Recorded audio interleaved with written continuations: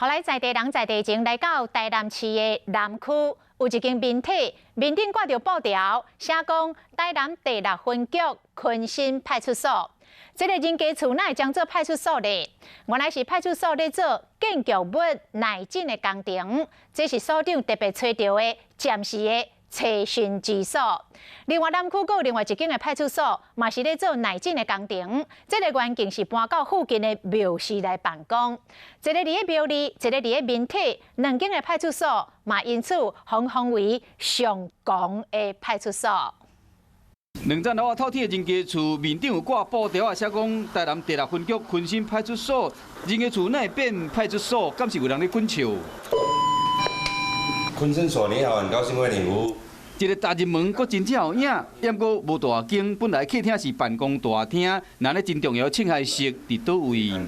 这种枪柜一定要加强。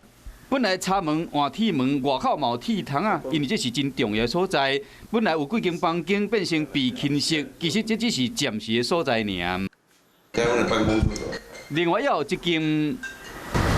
庙内挂布条啊，变成第6分局原理派出所圆圆的这圆宫门，就是派出所的大门。